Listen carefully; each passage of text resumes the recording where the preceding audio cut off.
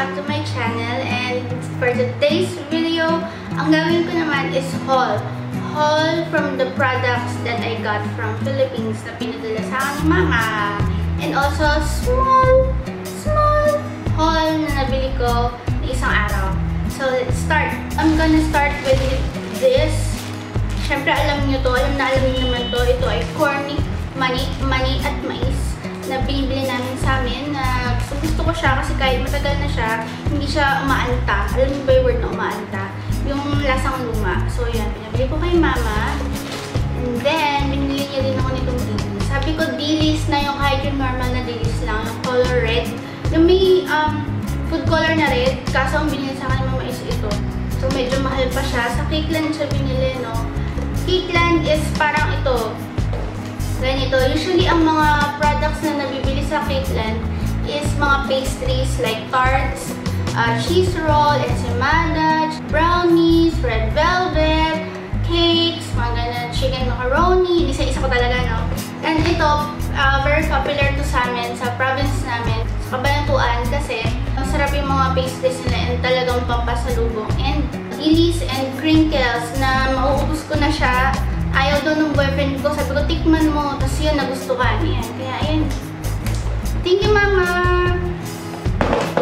And then, moving on sa pagkain ulit. Isa pa itong best pala sa akin ni Mama. Itong Goldilocks na assorted polvoron na may iba-iba siyang flavors. Bawas na siya kasi hinati ko. Hati kasi kami ni Kenneth dito. Kaya, ayan. Yan na lang natira. Sabi ko, hating kapatid tayo dyan, ah. Yan na lang.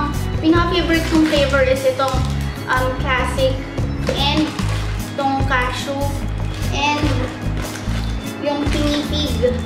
Sabi ko nga kay Mama, kahit pinipig lang or cashew lang or classic lang eh. Kaso ang bilhin naman niya is assorted. Pero thank you pa din, Ma. Then ito din, LED bulb. Pinabili ko to kasi ang alam ko kasi sa LED is hindi naman kasi nagtitipid, pero ang alam ko kasi is hindi siya mainit pag ginamit. Kunyari, maisipan kong gumawa ng DIY lighting o para sa video ko, okay siya kasi hindi siya mainit sa mukha. Kaso isa lang pinabili ko. Sabi nga naman, ba't ka babili ka pa? Wala bang tindang bumbilya dyan? Sabi nga. Eh, kasi walang LED dito. In fairness, parang ikot na yata ako sa mga grocery dito or ano, wala pa rin. Wala akong mahanap. Yan, moving on. Mga pang-recotitos, sabi nga yung mga recotitos, meaning yung mga pang-arte, pang-ganyan. So, start tayo dito sa EB Advance na blush.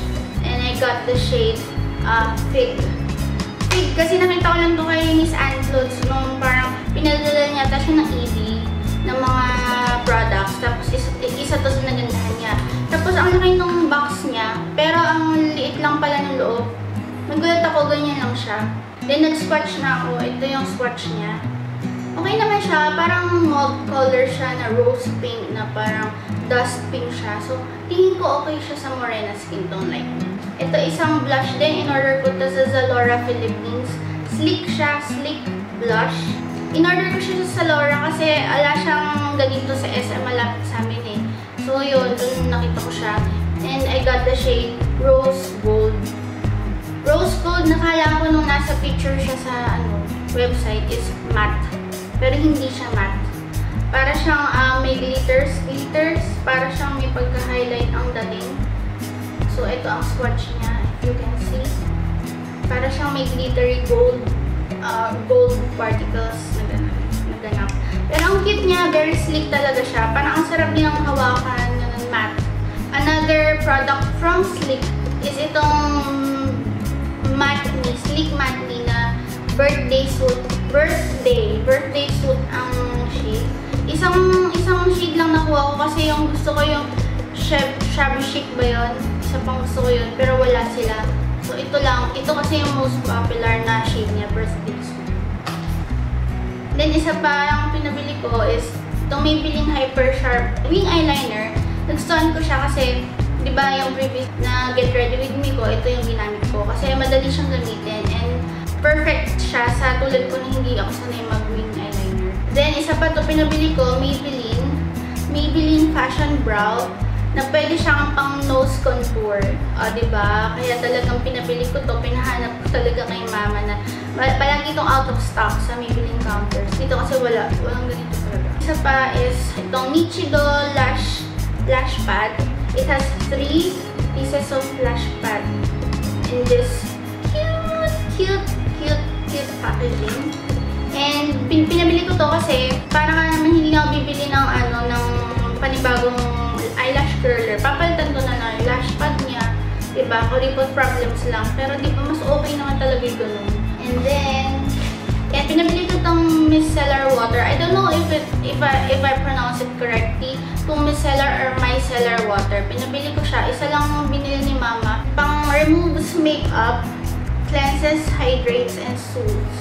So, pag ginamit to, nabasa ko dito, pag ginamit siya, hindi mo na daw kailangan maghilamos. Tapos, samahan na rin natin itong hindi ito padala ni mama ha. Binili ko to actually. Itong Garnier Light BB Cream. Nakita ko to kay Miss Anna Kai. Favorite daw niya to. Nung bumili daw siya nito, talagang non-stop ito na yung ginamit niya. Tapos, diba parang ang tingin natin sa kanya parang maputi siya. Pero sabi niya may pagka-morena skin tone ng konti siya. Pero ang binibili niyang shade lagi is itong light or clear. And then, nung nagpunta kami sa grocery ko lang ito nabili actually. Nagpunta kami sa grocery, meron doon na parang pwede mo siyang i-try. So, tinry ko, meron itong shade, light at saka medium. So, tinry ko pareho. Tapos, ako kasi, ang skin ko kasi is nag-oxidize sa akin yung yung BB cream or makeup or powder na ginagamit ko. So, talagang hanggat maaari, bibili ako 1 shade lighter, 1 to 2 shades lighter than my skin tone. Kasi ang tendency, mga 30 minutes, 1 hour, ganyan, iba na yung kulay sa akin. Parang pumapantay na talaga siya sa kulay ng skin ko. So, gaya nito, ang binili ko light. Tapos, nung sinwatch ko siya, okay din naman. Parang nag-blend siya talaga. Nag-blend din naman. Hi, Miss Anna Kai. Fun girl. Dahil nagpunta kami ng Sephora na isang gabi ng boyfriend ko. Grabe, pag pumunta ka talaga sa Sephora, talagang mapapawaw, gaganda, gusto ko nito, gusto ko nito. Pero, nakukuliputan ako sa sarili ko na nanghina yung talaga akong bumili. Kaya, pag pupunta kami doon, matik na yun kapag, after namin kumain, alam na nung boyfriend ko, punta tayo sa Sephora, wala ka ng lipstick. Ibig niya sabihin is, makikilagay ako ng NARS, pinaka-favorite ko talaga, lipstick na ilalagay sa lips ko pag pupunta ka ng Sephora is, kunyari magtitingtingin muna ako, tapos lagay ako ngayon yung lipstick na NARS Audacious Lipstick na shade is Anita. So, gusto ko talaga siya, parang nude siya na basta ang creamy niya sa lips, tapos ang ganda-ganda niya. Sabi ko sa sarili ko, magkakaroon din ako niyan soon. So, yun, ang binili ko sa Sephora, nagpunta kami itong dalawang mask. Isang avocado, itong green. Siyempre, kapag nakita ko yung color green talaga munang titingnan ko. So, avocado, sakto-sakto, favorite ko rin yung avocado. And then this one is rose. Kasi nakikita ko sa mga YouTuber, parang uso na sa kanila yung gumagamit sila ng face mask kasi it helps your skin to moisturize. Ito pa pala, hindi ko na isama na nalimut nandun siya sa gilid, hindi ko nakita.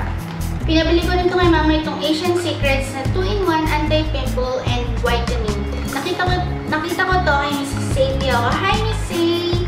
Kasi sabi niya na daw talaga yung bumps and pimples niya. So, naisip ko, bili ako nito. Nagpabili ako nito kasi yun nga, yung skin ko nga naging dry, sensitive, tsaka nagkaroon ako ng bumps na maliliit. Kasi yan, buti binili ako ni mama, may nahanap siya. Kaso maliit na size ang nahanap niya. Kaya dalawa binili niya, dalawa lang nabili niya. Pero thank you na rin, ma'am. Thank you.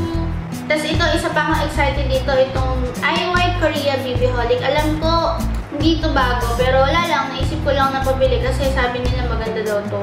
Kasi naisip ko, magbibigyan na lang ako sa araw-araw kasi mas ma-okay pa siya sa skin kaysa sa mga foundation, di ba?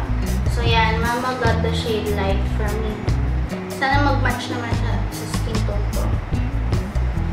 Then ito rin, finally I got my hand on this KJM lip tint. In-order ko to sa Instagram, sa isang account sa Instagram. Then yun, pinadala ko kay mama sa address namin. Tapos yan, nakuha ko na siya. Ang tagal kong naghahanap ng seller nito na para sabi ko para mapadala dito. Kaso, ang mahal-mahal, grabe over. Mas mahal pa yung bayad sa LBC kaysa sa in-order ko. Kaya yun, buti na lang meron nang kakilala na umuwi. Tapos, bumalik dito. Kaya nadala to ni Mama, napasama sa pagdala sa akin. Mama, yun. Isa pa sa Sephora is itong beauty blender. Ang tagal-tagal ko na itong tinitingnan pag pupunta kami sa Sephora. Always, lagi ko siyang tinitingnan. Tinitingnan ko rin yung price niya at namamahalan talaga ako. Pero finally, nung pumunta kami, binili ko na rin siya kasi sa isip ko, magagamit ko naman eh. Kaysa naman palagi ko lang sinasabi, sa susunod. Pero hindi ko pa rin naman nabibili. So, yan, binili ko na siya. Yan. I got also this vitamins, Nature's Bounty with E1000 IU with D-alpha and added natural D-alpha that supports immune system, heart health, circulatory health, and healthy skin. Kasi ako hindi ako pala inom ng vitamins actually. Kaya ganyan, lagi akong nagkakasakit talaga ako. Tapos si Mama, lagi sinasabi, mag-vitamins ka na kahit vitamin C. Tapos nakita namin to, 4-in-1, kaya binili namin plus 1,000 IU. Once a day, sana, inshallah, hindi ko malimutan uminom nito sa araw-araw. So, yun lang for today's video. Magulo ba ako magsalita? Sorry for that kasi kakauwi ko lang galing sa duty. And thank you, Mama, for the things that you bought for me. And then yun. And sana sa susunod na video ko, manood kayo ulit. And please subscribe and like this video and channel. So, yan. Thank you and God bless.